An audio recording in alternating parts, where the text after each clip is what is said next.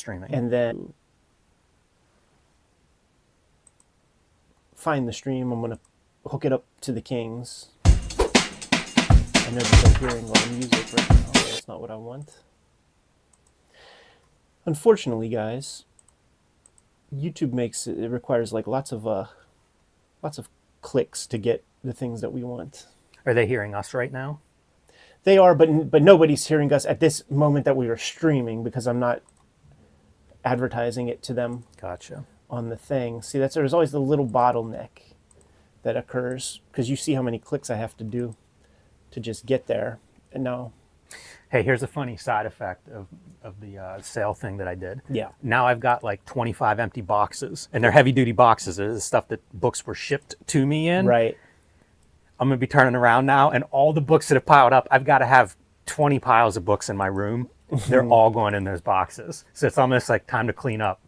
Not my books, but books that have come in, books that I've read or whatever. And it's a weird system. Right. Yeah, it's funny. It's almost like this circle of like, okay, take this load to the storage, bring the storage load back, ship that one to the post office, take the new books back to where the opening was in storage. It's weird. I need my own comic book, like a storefront or something. Japan Book Hunter might be onto something. It's his office. When we describe our shit to people, they say that it's a store. It kind of feels like what we have is a store situation. And especially knowing like copacetic and like you'd see that back room or whatever, or you'd see piles of bills, stuff like under the tables. Right. It really is kind of like that. I need to, one of my goals in the next year is to get that a little bit better organized. So once I get my inventory under control, I may have Natalie go through sort of the boxes of stuff and try to figure out like, how do we organize this in a way that makes it most accessible? It's fascinating the books that I've accumulated because of how little I buy now. Right. But we end up getting stuff from so many sources, like publishers and things. Like, it's a really broad range of stuff. Yeah, totally. Kind of amazing. For sure. Like I'll do my buys, and it's pretty esoteric in a way because it's like stuff that it didn't come through our typical channels or just straight from the publisher.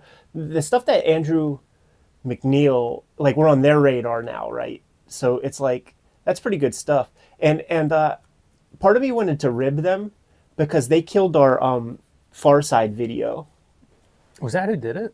The publisher. Yeah, I didn't realize it's always the publisher. It's not Gary Larson is like fuck these guys. No artists care. It was Andrew McNeil. They fucked us with that, man. We're gonna do. You guys know we did that one video where it was we were talking about the Alan Moore BBC Maestro course. We're gonna do one on the Neil Gaiman, and it's gonna be this camera angle. So we figured we could show you guys that stuff, and I guess we could even. Like we do those intro pieces, we could keep the stream going for those as well so that they could see those bits. And because it's just a matter of me hitting this button and taking it off. When we do those intro pieces, at the very beginning, we'll mention, like the very first words will be like, introduction for, what the fuck's the Wildcats artist? Introduction for Travis Charest video. And then, we launch into things, and it could be just a quick overview, real quick. I think that's something to think about. That's something to talk about, like how we set that stuff up and how we like launch into the vids with the microscope. Like what's the intro there? Because like, do we just say the same thing in every video? I think that for the way I figured we would do it is we would do the welcome to your favorite YouTube channel, Cartoonist Kayfabe. I'm Jim, you're Ed. Today we're going to talk about Travis Charest's Wildcats or Wildstorm, one of the best Wildstorm artists or most celebrated Wildstorm artists, Travis Charest. Whatever the intro is, and then that would be to cut the intro and you'd have the music play. Right. And then we'd be in there then, like when you come back, and it would be the we're daily with Patreon. Yeah, that makes sense. I like that a lot because, man, all I do, like if I get any couch time, it's always just like kind of scrolling through YouTube of something to watch. Yeah. And my TV just plays like, I don't know, 30 seconds or something. And it's that intro, it's the opening part. Yeah. So if you have like, this guy blew up on Wildcats and then went and worked with, in France or something, like it's if we get good at those intros, I think that'll be helpful. I think so Because it's a too. really easy way to be like, oh yeah, I'm in on that. You know, the agent, our guy that we got on some stuff, he, because I'm working with him on my own shit, right? He's like, you guys fucking figured it out, man. Because like I'm watching my YouTube on TV, however that works, and I see this video, and it's want to see what $1.6 million of art looks like, and it's like, no, I don't want to see that. he's like, what'd you guys even do? What'd you do? How'd you get it? And I'm like, just looking through a magazine, man. Like, but like he's like, it's the centerpiece. Like, I guess maybe it shows like 9 or 10, like a Brady Bunch kind of thing. It's all thumbnail. It'd be like maybe 3 or 4 rows of it. So it'll be like in the middle is the Cartoonist Kayfabe shit suggestions, and because he's connected with us and he listened through all these interviews and junk. So like we're now in his algorithm. I end up watching these videos that I don't think I'm interested in because like I'm reading all the titles and it's lingering on one and then it's playing and it's like, oh yeah, I do want to hear what's next. Right. It'd be like some interview or something, but it stops in the middle, it trails off, and it's like, I gotta figure out what he says there. So launch into things, Jimmy? Yes. We'll do. So video 1 is going to be the Neil Gaiman masterclass. Have some hyperbolic title. Is it worth it? Something like that. Like we could figure out what that piece is, man. Anyhow, so yeah. I'm going to start recording. What's cool too, like having it with the stream is like there's people in the chat. So like how. Oh, see, I got all scared and paranoid. Like how our mic was fucked up. Like people said something. So we could even be like, hey guys, do we sound fine? And they would probably let us know that one or the other couldn't be heard so well. Because that's the problem. We don't got monitors. We don't got a monitor set up. Do we end up, like, we shoot the Gaiman video and then stop and then record intros as like a chunk of like, here's the intro? No chunks. Because that's another thing that we would have to edit ourselves. Is like the chunk, like we just do. That's why we say the title at the beginning. It'd be like 6. I'll just and then I'll just send you the 3 that you need at the end of the day, or the 4 that you need at the end of the day, and then you'll have those. It'll be like a folder. And then what? Because like I have this folder set up in my drive that is open to people that have links. So when you go home, and I assume that you edit on your computer. Bookmark that folder, like bookmark that link, and it's a dynamic folder. So like your shit will always be in there by the time you get home. You get it? Yes. We're actually using computers to compute. How about that shit, huh? and to network and to like make things. Who'da thunk it, James? It probably is like our grandparents' version of doing all this, though. Probably kids do this and it's like on their phone. Well, we're on our phone. Well, yeah, right. Hey, can you pass me water before we begin? Yes, sir. Thank you. No. The shoot interview is going to be Gilbert Hernandez. Were they speculating on? Is Travis the guest? Oh. All right, man. This is going to be our first time kind of doing it like this. And we're in front of a live studio audience, Jim. I'm going to start recording now. Oh, by the way, to iPad fucking edit setup, manja. Like, that's why I was able to get all those videos in so quick, man, because it's like, boom, render, start editing another one. Boom, render. By the time that one's done, like, I'm on to another. It's boom, boom, boom. It took 2.5 hours. That's good. All right, Jimmy.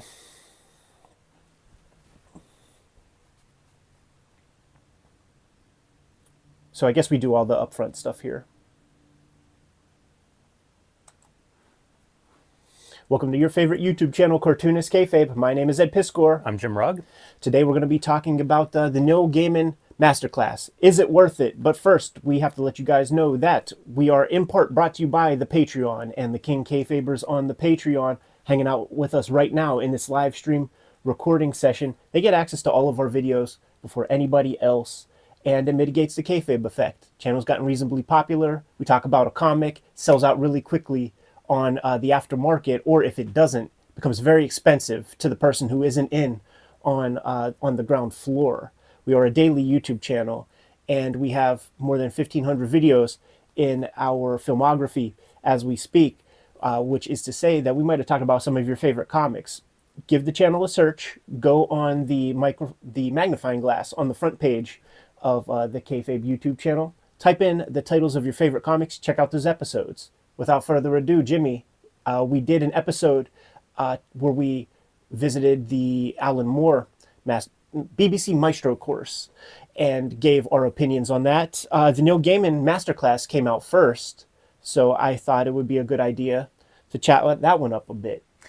Yes, my first impression, Neil Gaiman is really good at articulating sort of his process and giving examples for each of those processes, which makes it easy to listen to, easy to understand, hopefully easy to apply in our own work. But I found just listening to it, I was doing some other stuff, looking for materials, organizing for recording with you, and digging through sketchbooks. So like I had it playing in the background and was very impressed by how compelling it was. Totally. At the very beginning of the conversation, it's about 4.5 hours of audio or video and audio that you're getting from Gaiman, which is a pretty sizable amount. It's nearly an audiobook's length of material straight from his lips to your ears.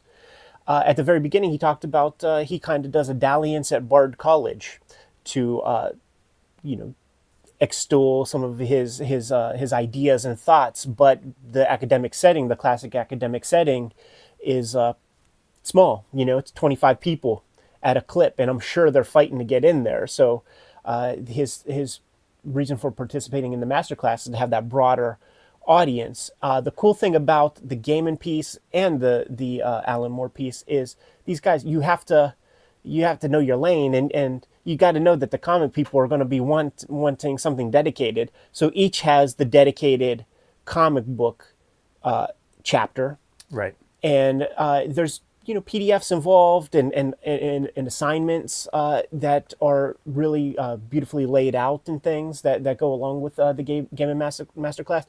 Off the top of the bat, I would say sure, yeah, it's totally worth it. As a maker of things, I need some audio in the background, and I'm on the constant hunt for inspiration. So that is sort of what I get out of it. These things are not an end all be all. It's not going to make you a great writer. And off the bat, I think I even said so in the Alan Moore piece, and it. You need to hear it a lot of times, especially if you're an enterprising creator out there. And it's that you don't want to become addicted to the how-to books. That's not going to do anything for you. You got to apply. You got to make some bad work. You got to just put some shit out there, leave it to the fates, and receive what comes back and develop a thick skin. Yes, I agree with all of that. I would say it reminds me a little bit of like DVD commentary in some ways, because he uses so many of his own examples that I actually think if you were just a fan of Neil Gaiman and you weren't a writer, this might still be a very enjoyable thing to go through and to probably revisit a couple of times. Like I've been through it twice now, and may go through it again relatively soon.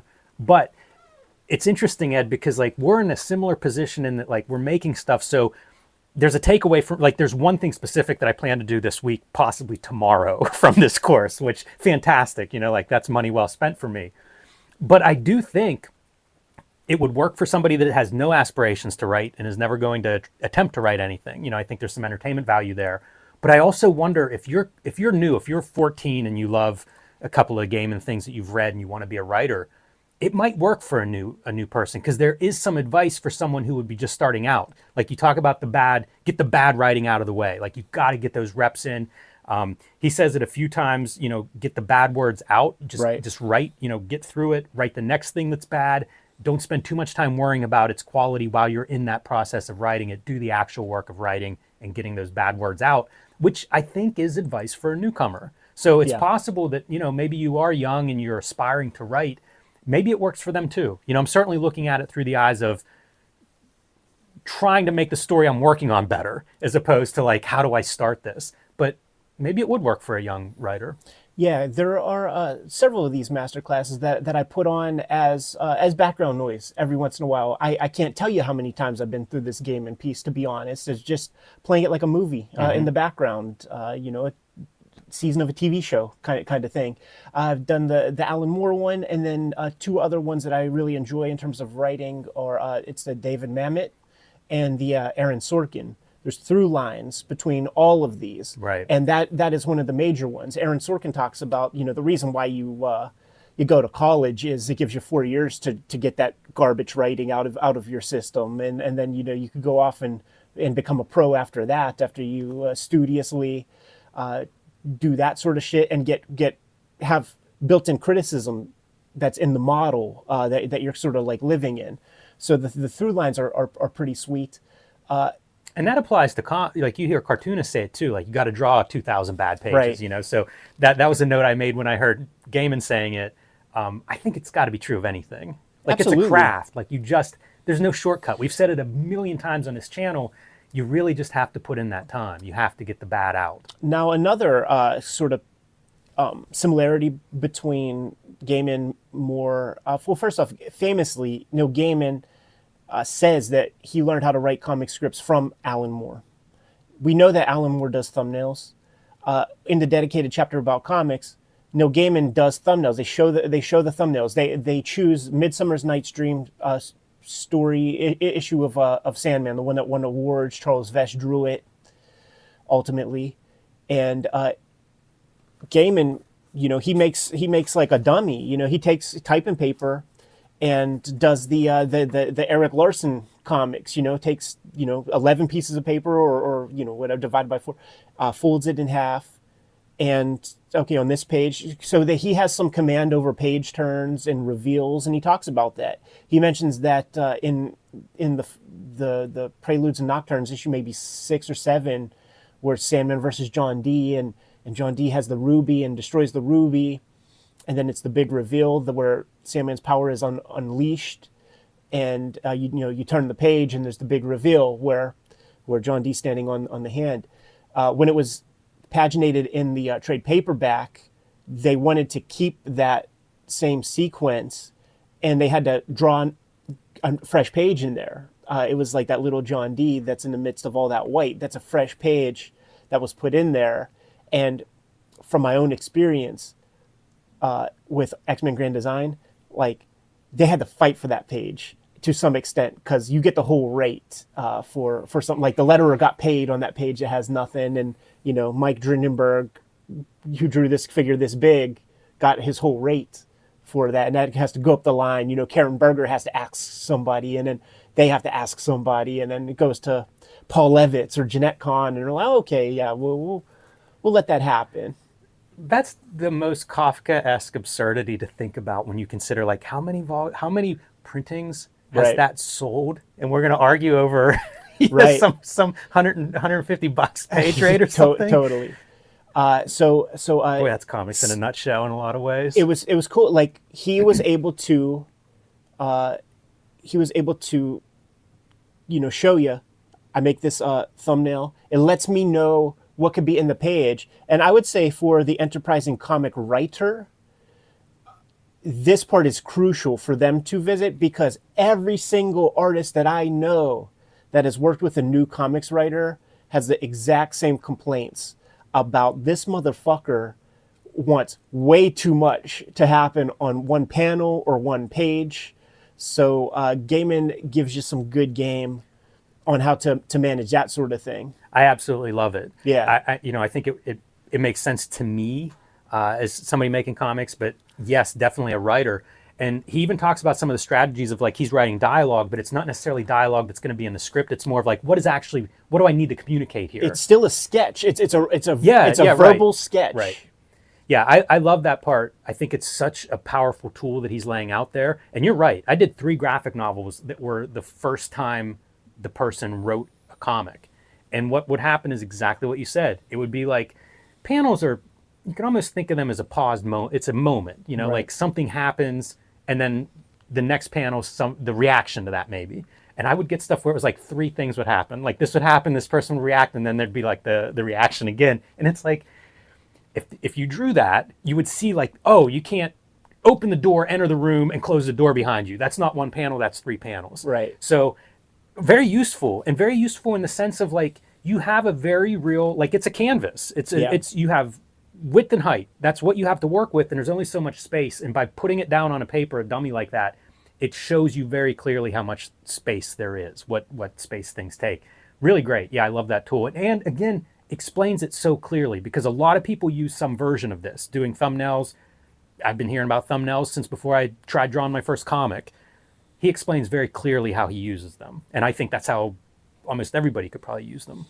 There's the one kind of flip piece that he's been known to. If you watched his public talks and stuff, it gets open up for Q&A, and the first question is always, where do you get your ideas? Mm-hmm. So he talks about that piece, and he's actually has like very thoughtful ideas about that part, about like, where do you get your ideas? And he because he went to his kid's school, and it was a little kid that asked, he couldn't diss a little kid. And when he talks about the idea of confluence, where you have maybe these 2 disparate ideas, and then you mash them together into a confluence, and then you could have, it's maybe built-in conflict. You could have your story take place. And this is just kind of an aside. I was thinking about that concept because like Harlan Ellison like has his version. Like writers have their version of dissing that term.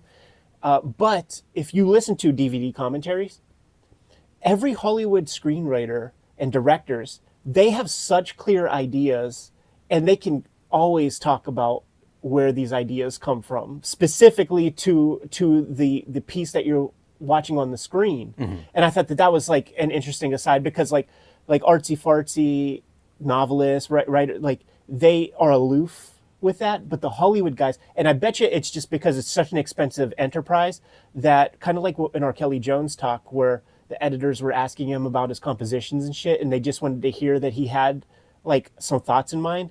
I bet like producers need to have an answer of why you need to travel and bring a crew to Siberia or something, Yes. So like that's just an aside.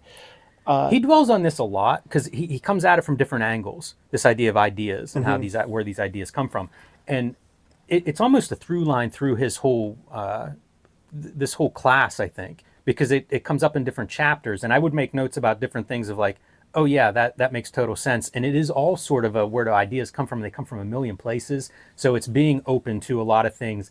One thing was considering your favorites critically is a right. way to sort of like, it's making your brain maybe step out of its normal pattern. Yes. And when that happens, that's when creativity happens. That's where ideas come from. So there's a lot of ways to trigger that. And he really touches on several of those ways throughout the course. A lot of that is Cartoonist Kayfabe. Like when he's talking about going to his first writer's workshops, and up until that point, when he's reading something, because that's what they would do. They would talk about a novel. It'd be like, a novel of the week kind of thing. He would read something and be like, oh yeah, it's good. And he's in this thing with other published writers, people who are in active readers, like engaged readers, and they're talking about construction and all that kind of shit. So that's like feedback that we get on the channel quite often, is like, never looked at it this way, never thought about that. You guys know this, that, whatever. So like for comics, Cartoonist Kayfabe is all you need when it comes to that sort of stuff, man.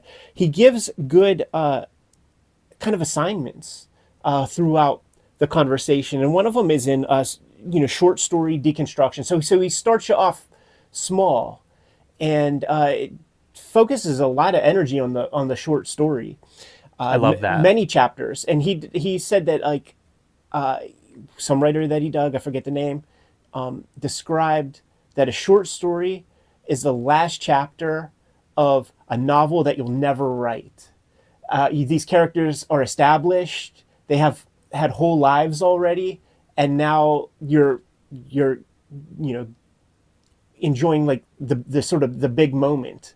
And he reads several of his works. He reads the Kris Kringle joint. He reads the one with the genie in the bottle. And these are quick reads. It's 10 minutes of him reading one of his stories. Basically, he gave us tickets to his show in Pittsburgh. He's playing the hits, like all the stuff that he read to us downtown is in this course. It did cross my mind, like, this course is great self promo. Oh, totally. It's chances are you're not picking this course up if you're not familiar with Gaiman's work, but it is like very self promo.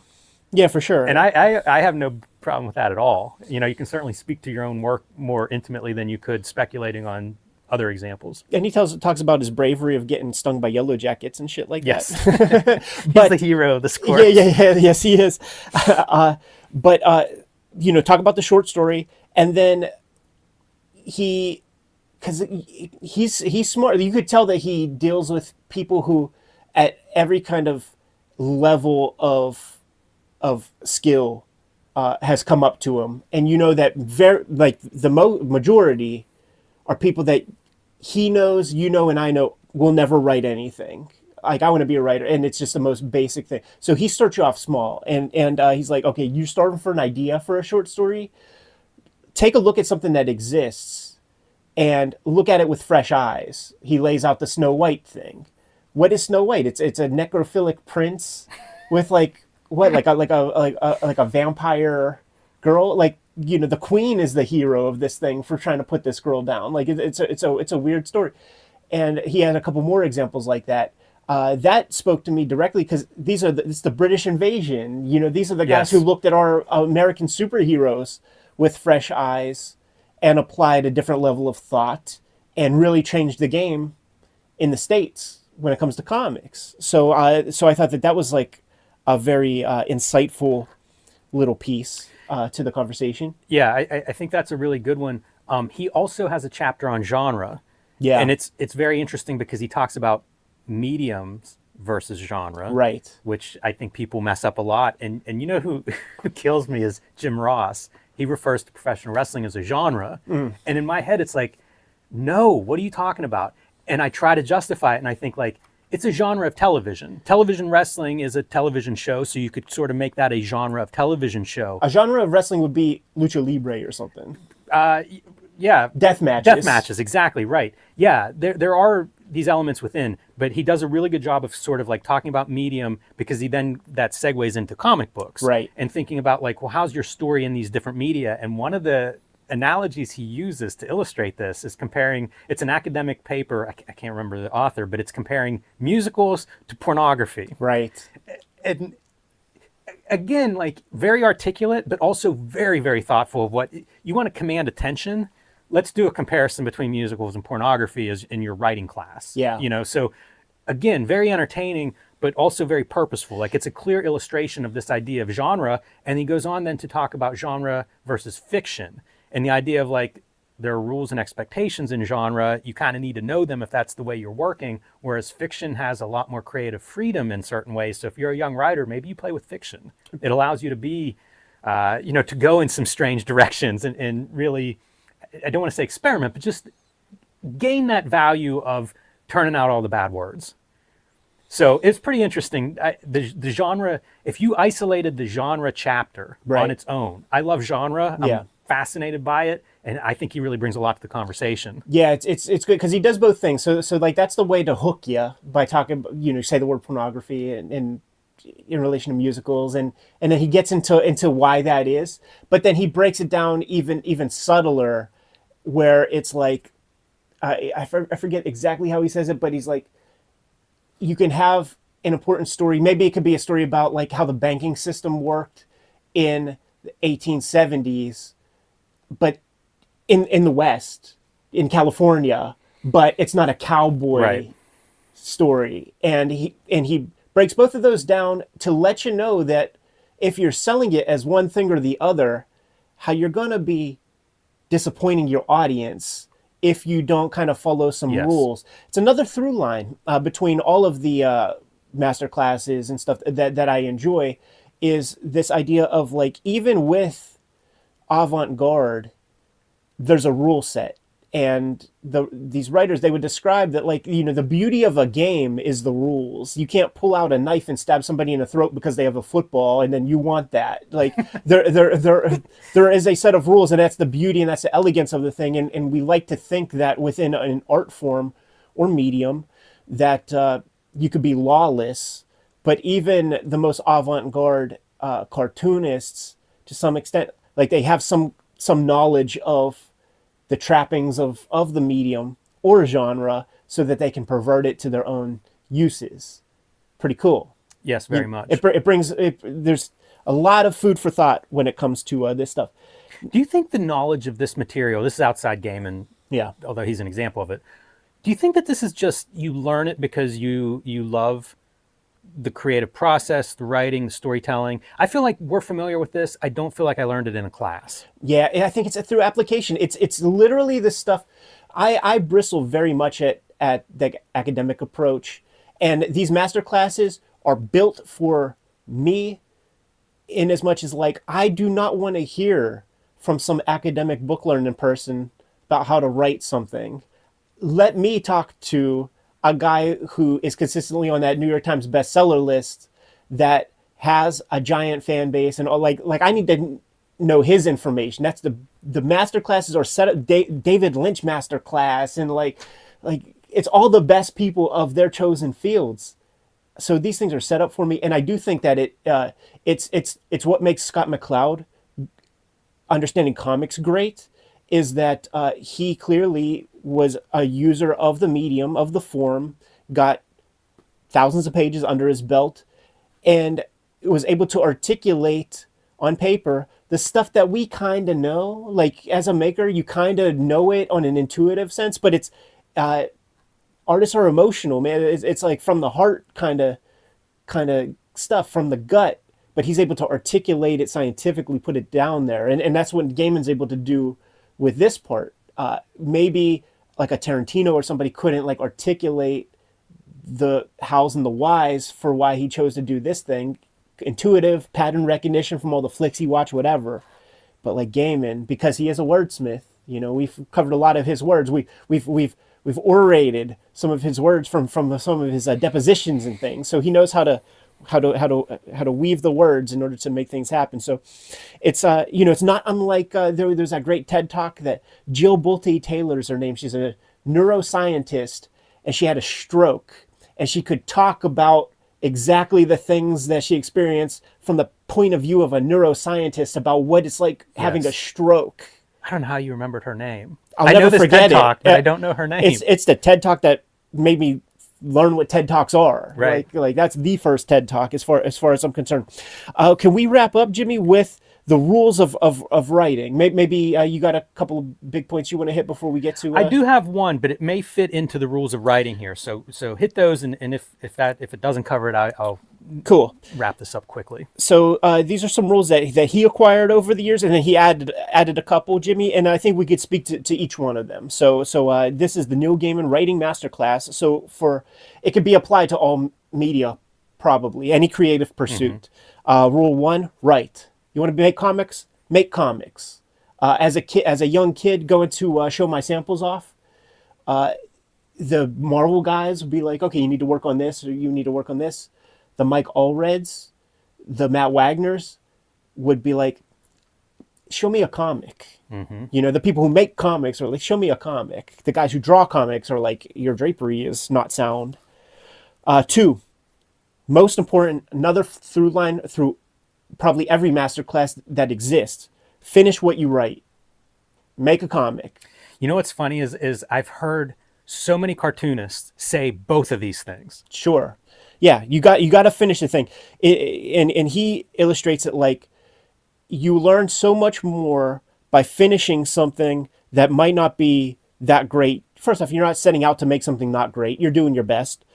You learn so much more doing that than writing 3 pages of unfinished perfection. Yes. I heard cartoonists explain this, and it was in terms of, I was looking at his sketchbook. I'm like, oh man, this stuff's beautiful. You know, he's a great artist, right? So the chance to flip through a sketchbook, amazing. And had him on a podcast. It was Farrell Dalrymple. And I would ask everybody, like, what was their advice for somebody, you know, starting out or whatever. And his thing was finish the drawing, you know. And the interesting thing in a sketchbook is sometimes you started drawing over on the side here. How are you going to wrap that up? It was such a great problem solve, especially if you make comics, because we're often stuck by panels. So like, how do you make that into a good looking composition? And I think it's something everybody I would guess almost everybody watching here has scribbled in the margins of their notebooks, on a phone call, whatever, absentmindedly during a boring class. You can learn a lot from about composition by finish that sketch. Totally. And of course, finish the comic, finish the story, finish the writing. But that finish thing is a good piece of advice, because it is like, how do you get out of this position? You know, when you stop working is whenever you go, I don't know what to do next. I'm stuck. So if you force yourself through that, talk about a skill that you can apply to everything. Right. And specifically when it comes to like writing, or we'll say story media, Mamet will say that, everybody can write a super good, compelling first act. Mm-hmm. And he illustrates in his conversation that if you are stuck, fantastic, because that the viewer doesn't know where it's going either. Yeah. So now this is where you become a writer. This is where you have to like figure the thing out. I'm doing the daily strips, right? And got over 100 now. So at about 80 of them, I've injected enough like little bits that I could start connecting things and adding more to the stew. But now there are like little pieces, and it could be as simple as just a phrase, or somebody mention, their cousin or something in passing. Well, maybe that cousin's the reason why something is going down. Right. Like you could keep your eyes on that, and you could keep adding to the Katamari Damashi bowl. Well, I cut you off. It's perfect. I said, maybe we'd hit this note in this. And the note that I had is caring about what happens next is the writer. When you get to that point and you're not sure what happens next, great. Same, the audience doesn't know what happens next, but you need to care about that part. Right. And one of Gaiman's advice is, what do the characters want? When you hit these, like, not sure where to go here, it's exactly what you said about your comic strip. It's where it's like, dig into what you've done so far. His advice, one of them was, reread what you've written so far. Right. Because chances are the answer's there. And that came out again and again in that writing class that we took. I remember being impressed by that, where it's like, oh, you've already written the answer. You just need to go back with your fresh eyes and look at it. So I think that's really a good piece. And he even says it whenever the comics chapter, he talks about Karen Berger giving him a piece of critical advice on Sandman 19, the Midsummer Night's Dream. And her thing was, I don't know why do I care about this? Right. And it's such a good question to ask. Like, I taught at SVA for 10 years, and it was a story class where the students they generate an original story. Yeah. And that was often the question I would have. It's like, I get it. You care because you're paying tuition, or you know more about this than I do. Why do I care as a reader? And in relation to this specific thing, Neil Gaiman himself went to an open air play of Shakespeare, Midsummer's Night's Dream, wanted to make a comic about it. And his idea came from seeing that play and watching in the course of the play go from daytime to nighttime. And it was almost like setting is what just captivated him in this. And it's the dream and all that stuff. So now you have this thing, but that is no plot. That's no plot. That's masturbation. That's self-indulgence. So Karen Berger asked the question, and then he wove a very heartbreaking narrative out of that. Yes. So I think that's a great thing to keep in mind, that finish it, because usually that sticking point is the moment. It's where you can become you can go to that next level if you figure out how to work through that. Absolutely, man. So rule 3, this is very important, man. Send to publishers. And he is open-minded about that. It doesn't mean print publishers. He talks about websites that are starving for content. Send it to places where the thing can be seen. And I would suggest that even something as simple as your social media is a publishing venue. And the crowd of public opinion, the court of public opinion, could make or break you. Like I think about in relation to my own stuff, like when I had that piece of real estate on that website, boingboing.net, for 3 months, for 12 pieces. Yeah. Like for 3 months, I was putting strips up there, and they would have nominal success. And my version of success is like, who's sharing it, who's commenting, how many people. And then I put up Hip Hop Family Tree, and it's 1,000x. In the course, one day changed my life, changed my whole life, took me out of abject poverty, changed the whole course of my entire life. So your social media could do that. You put something up on the gram, and it gets your 100 likes or whatever. You can put something up there that could get 1 million. And then the algorithm fucking now loves you, is sending you to more people. Now you're acquiring a big ass audience. so now you got to not have that sophomore jinx or that sophomore curse. You got this audience that you've now cultivated. Keep going.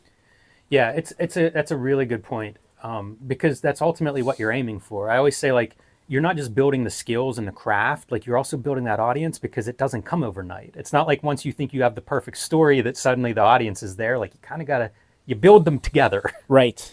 I like that a lot, of putting it in front of people. Yeah, and it's.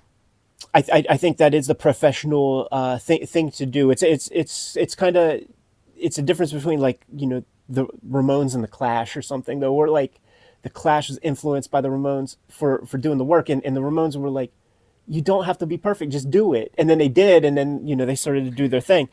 That goes into part 4, by the way. Well, the last piece I have on the putting it in front of people is, it may not even be an audience that you're building. It may be the agent that really connects with the work that you're doing, your voice. It can be a lot of things. Like, that can come back positively in a lot of ways. And hey, some of the negative that comes back too can be an overall positive. It can be a learning experience, even when it doesn't work the way you want it to the first time. Because usually it's not going to work the way you want it to the first time. Absolutely, man. Rule number 4, very, very important. And you could tell that Gaiman has talked to a lot of kids, man, a lot of like sort of rank kind of amateurs. Number 4 is refrain from rewriting. And that is a very, very nice British way of saying, don't polish a turd. You got to do your first work. And chances are, fucking virtuoso, genius, you're average at best. So what? Do another piece after. Like, take that energy that you would apply to rewriting to try to make this perfect tome. Just do the second one, then do the third one. Yeah, I think this relates to number 2. Finish it, because in comics it may be, I'm redrawing this panel or I'm redrawing this page over and over until I just can't even think about this anymore. And what have I done? Page 2 7 times. We could name. Like, finish the draft. Yeah, and this is very important for certainly people in our chosen medium of comics to hear, because one similarity between all of the best people in comics that I've ever known is a little bit of compulsion, a little bit of OCD. You got to get it under control, and I'm sure you and I could go one for one naming names of people who spin those wheels into oblivion, and we just don't see their work anymore because they just psychologically fuck themselves. So refrain from rewriting. Polish, like, that's not to say you don't polish something. You do a couple of drafts. Stephen King's on writing. He talks about he does 2 drafts and what he calls a polish. That's not really rewriting. That's tying. That's shoring up the ship. Yeah, that's not a complete rewrite. 5. When it comes back, because it inevitably will, send it out again. And this one spoke so close to me because it's literally how my comic book career got started. I did like a 5-pager on my own time while I was working at the call center. I did a 4-pager, and I sent them to the anthologies of the day, The Last Days of 00, and Top Shelf Anthology, and the Drawn and Quarterly Anthology. And then little ones would spring up, Blood Orange, or, the little ones would spring up, the SPX anthologies, and routinely get rejected. But I worked hard on these strips. And what am I going to do? Because Joey Jerkoff over here, who has a day job but gets to edit a fucking anthology, says no, like, my shit is no good. Nah, man, I'll either make my own mini comics, so like you get enough to put something together that you could take to a convention. I chose to send my works for some feedback to cartoonists that I liked, and that included Harvey Pekar, who gave me a job. So it might not be good to Joey Jerkoff, who has a day job, works in a cubicle, but got a chance to edit some anthology once. Might not have worked there, but it worked for the guy that is coming hot off of a Hollywood movie, who's getting inundated with book offers and needs to find somebody who will draw it for $100 a page. Yeah, and there are a million versions of this too. It might not even be that Joey Jerkoff didn't like it. It might be that Joey Jerkoff didn't even see it. Yeah. I knew a guy when I started Street Angel at SLG. It was another guy who was being published by them, new comics. So we were, you know how you do the tour together. And he told a story about he had sent it to SLG, didn't hear anything, self-published it, ran into them at a show, and they said, "We love this book. You ought to. We'll publish this." And he's like, "I sent it to you." Right. Things happen. Happened. They didn't see it, or who knows? Maybe they saw it at a Friday afternoon for a minute while they were having the sky was falling in some other direction. You just don't know. So Right. like you can't take it personally, and you just keep doing it. Is absolutely. Yeah. Yeah. That happened with WYSIWYG, by the way. The guys at Fantagraphics were like, they hit me up after it was announced from Top Shelf, and they're like, "You didn't get our email?" And I'm like, "You didn't send no email." So anyhow, all right, the sixth and final piece, man, of this little rule set that Gaiman clearly illustrates in his masterclass. While all that stuff is going on, and you're sending your work out and you're resending it out, you got to start the next thing. You got to start putting together the next piece. You don't sit there putting all your eggs in one basket, waiting for that one venue, Esquire magazine or somebody to like get back in touch with you, and then you'll send it out to another one and then another one. Nah, dude, we're going spam. Spam that shit out, and fuck those people, man. Go work on the next shit so that when they come back, the first real hints that you're onto something, the feedback that you get is wishy-washy in that way, where it's like, you know, you might have something, kid. Send us your next thing. And if you have something in the chamber, it proves a lot professionally. It proves that you could hit some marks. It proves that you're not just a one-hit wonder. It proves that you're serious. If the second thing reads better, they might be able to invest a little bit more into you a little bit early. I really do feel like the medium of comics, because this is Cartoonist Kayfabe, I do really feel like that the medium of comics is probably the last mass media where the publishers will invest in people a little bit. You know, the famous scenario in the music biz was Bruce Springsteen, E Street Band. First two albums, dog shit, didn't do anything. And then the third album was the one that put him over.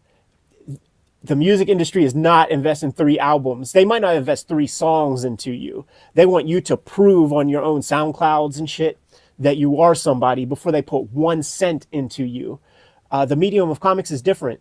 And there is opportunity there to be a complete nobody and to really charm the pants off of the editors and publishers to get the opportunity. And they might put it out and it might not do exactly what they were hoping for, or that might just be you shaking hands with the retailers, basically saying like, I'm a new guy in town, I have this comic, you gave it a shot. The shop owners don't have zillions of dollars to be thrown around to an unproven quantity, but they know your name now. You put out the next piece after that, you build up bigger. It's just like when you getting started in the game, even self-publishing, and you go to your convention for the first time. You sell a couple. You can sell a little bit of stuff, man. You might even be in the red still by the time that the show ends. Probably. Go to the next year. You get a table at the same spot. I always advise, don't go home with any of your comics that first time. You trade to everybody. You give those comics away you sell what you can. And on Sunday, you introduce yourself to other cartoonists. And that might create some opportunity with anthologies and things like that. The next year, maybe you're still in the red, but a little bit less. Eventually, you have your audience, but there's a tenacity that's required, and that's personal investment, and that's going to be your own capital investment for a little while. But do you believe in yourself? Do you really think you got it? Then put your fucking money where your mouth is. Great advice. That's the lessons there. So and that's pulled directly from that conversation. Now, is it going to make a shit writer a better writer? I don't know about that. That responsibility is yours, and yours alone. Will it make a good writer better? I think so. Yeah, it's hard to judge if you're, depending on what position you're in, how this is going to land. But I do think there's stuff for people probably at every level. Yeah. And I do think it's entertaining. So at the very least, you get several hours of Neil Gaiman entertaining you. Hey man, thumbs up for me. I enjoyed it. Like I say, I plan to watch it again. Good to go? I am. Boom. Cool. So that's that video, and we're still streaming. I assume we're still streaming. So cool. So we could just do intros for our other stuff now, man. I'm gonna pee real fast, and I'm gonna take this mic off. Good. I'm gonna take this mic off so that you guys don't have to hear my stream, because that's the thing. I don't know if you checked out the stream that we had, but it was pretty cool. Within 5 seconds of the stream, like you go in the other room and you're like, "Hey, Ed, I'm gonna go grab a water," and it's so clear, Yeah, but like right. there's nobody in the thing, which can be dangerous if you're Absolutely. going to the bathroom. Absolutely. It's amazing we haven't had a bad snafu on a stream. It's early. Everybody stay tuned for that one whenever you catch us in the act. So I'll give you a rundown while Ed's away on some of the videos that we're doing. While I was listening to this Neil Gaiman masterclass, I was actually going through sketchbooks and some of my oldest comic book pages and submission pages and stuff. So we're going to be looking at some very, very early art. And it's interesting. I don't know how well everybody keeps records of what they've done, but I have pretty detailed sketchbooks going back to maybe like junior or senior year of high school. And if anybody out there, and we'll get into some of this whenever you know what, we'll save this for the video. But some of the other videos that we're going to be doing is Heroes Inc., the Wally Wood self-published venture from 1969. Looking at Travis Charest, kind of like I hate to say a career overview, but we'll be looking at mostly his Wildstorm stuff, and then I have like one of his Inkle projects. So maybe we'll just focus on Wildstorm, because I think I have his first and his last from that era. Was surprised by the dates whenever I actually lined that stuff up. It was different than I thought. Like I had it arranged the way I thought was chronological, and then I started looking at Indicia and was like, oh no, this is actually 2 years different than I expected. What other videos are we doing, Ed? I did our old work, Travis Charest, Heroes Inc. I'm trying to think what else I had pulled. Okay, Heroes Inc. We're going to look at the Dracula Impaler, first several pages of that, the Kelly Jones, Matt Wagner Kickstarter that's going now. Yeah, about 20 pages of that. So Neil Gaiman Masterclass is mine. The old artwork is mine. The Dracula is mine. Heroes Incorporated, you, Travis Charest, and then what was the other piece? I don't know. I'd have to go check the box. Yeah. That's so shocking. Yeah. Oh, I know what it is. And you know what? This could be another one of those. What do you call it, man? It's Kayfabe affected before it goes live. It's Spider-Man Bootleg 2. That's right. Yes. By Ahmadi Kene. Like, that was a midweek change. It was a midweek change. Yeah, it was an audible that we called because the books just came. It just shows up, right? And then you're like, oh fuck, Batman's in this one. Batman's in this one. It's gotta. We gotta do the do. But like, I found this piece, guys. And we'll do a proper video. Like, we're gonna do the video. But like, check this shit out that I found when I was a kid. I'm gonna cry about this on the video, man. I have no kid art. Yeah, and it bothers me so much. Never throw your shit out. Yeah, it was my pops that told me to keep that shit, man. Like he's like, you know what, you're getting better, boy. You like you keep this, you're gonna see that. Basically, he was saying that it would incentivize you and to continue getting better, because I was very hard on myself as a little that's kid. Good. Mine was the opposite. It was like, hey, do you still want this crap? Right.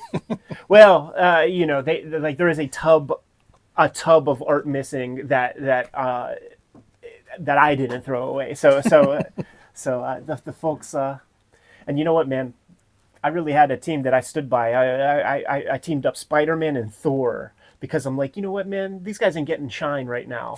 So like, I'm gonna make the ultimate fucking team. And How I also nuts is it? There's a time when Spider-Man wasn't getting the shine. right. And I also had this team up. It was Colleen Wing and Misty Knight adorning the Heroes for Hire outfits. So like the Iron Fist outfit on a chick with cleavage is super striking. The chest tattoo. And that's also Power Man's outfit. So you have Misty, because like those are the chicks from Heroes for Hire. I know the Daughters of the Dragon. And and to put Misty Knight in this, like, I just gave away a great idea. You know what I'm saying? Because like I had a whole comics that I drew with these girls. You need to find that bin, Ed. It's gone. It's so gone. Like, that's such a bummer. yeah, There's so much stuff like that I remember from my childhood where it's like, man, I'd pay a lot of money to see that one more time. Yeah. Yeah, I mean, I have from second grade drawing the Ugly Family. Like I could prove to you my Clouds connection if I just had that bin. So Jimmy, I'm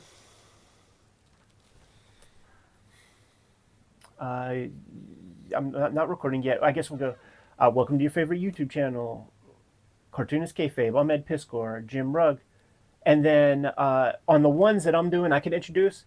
And then on the other ones, I'll be like, Jimmy, what do we talk about today? Something like that. So do you want to go through yours first?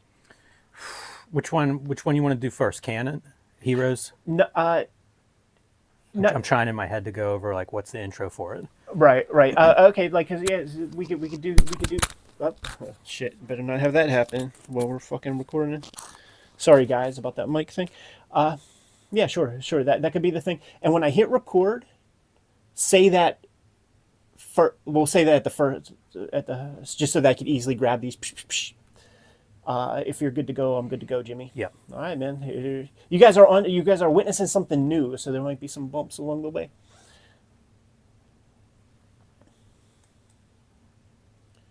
Wally Wood's Heroes Incorporated.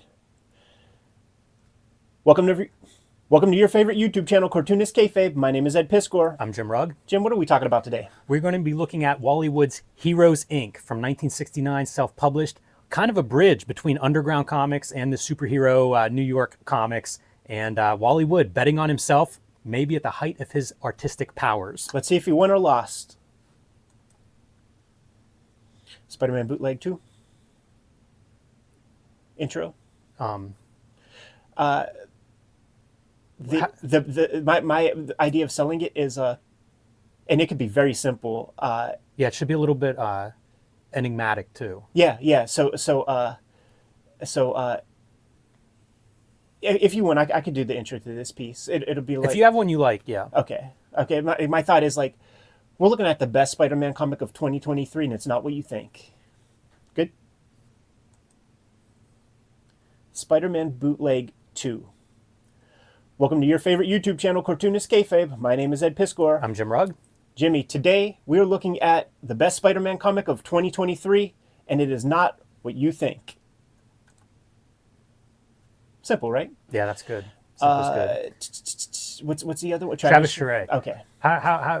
This is another where it's like, I don't know if we say the name, you know, it's almost like is this Wildstorm's greatest artist? I feel like his name stands on its own. Like in my mind, I see it as like the Travis Charest video. So like you front and center. I think he's got a name that could sell. Like I think so. I mean, like you'll use your judge. Like, this is your video, so you tell me how to. But in my mind, first off, what do you have? What do we have? Do you have Wildcats X-Men? I have all of his Wildcats. I have Wildcats X-Men. I have that Wildcats like annual or special or whatever that is, which is like before Wildcats Volume 1. Yeah. And then Wildcats Volume 2. And then I have a little bit of his Inkle stuff. So it's mainly the Wildcats. Here's what I'm gonna do just real quick, man, because we got data. Wildstorm. Like let's see what this did. And if that kind of title doesn't do anything, if it's not 5 figures of a title, it's not the way to do it. So that's not. Let's sell it as Travis Charest. Nobody cares about the Wildstorm part. So that's what we have to do. We have to like. I like this. Use our data. All right, good to go. Yep. And I'll kick it to you after you say your name. The Travis Charest video.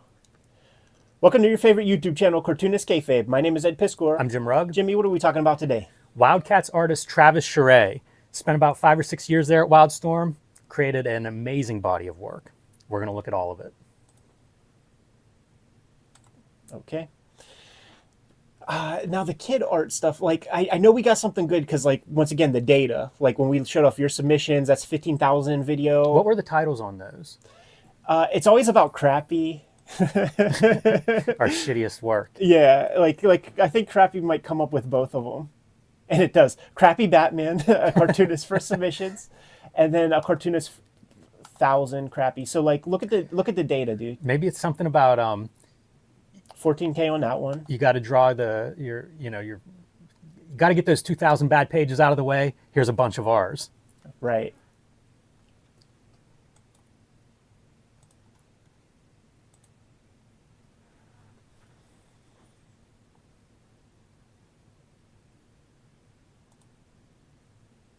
Shitty art from when we were kids. Ready? Welcome to Cartoonist Kayfabe. My name is Ed Piskor. I'm Jim Rugg. Jimmy, there's an old adage out there, man. They say a cartoonist has to get out his first 1,000 crappy pages. I think that's a Chuck Jones quote, right? You got to get out your 1,000 worst drawings. How about we show off some of ours today? Okay, Ed. Cool. Then we have... I have a lot more, by the way, crappy submission pages than I realized. Did you bring them? I brought a stack, but I didn't even remember, I don't even remember drawing this many. In my head, I was like, I was always just drawing pinups. But nope, I had some crappy pages. Nice. Oh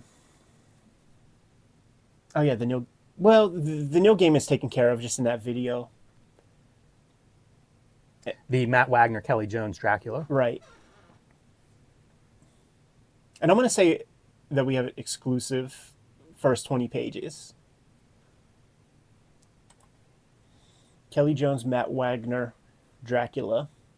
Welcome to your favorite YouTube channel, Cartoonist Kayfabe. My name is Ed Piskor. I'm Jim Rugg. Jimmy, today we have exclusive access to the first 20 pages of the big Kickstarter that's going on right now, the Kelly Jones, Matt Wagner, Dracula graphic novel project. Let's go put it under the microscope.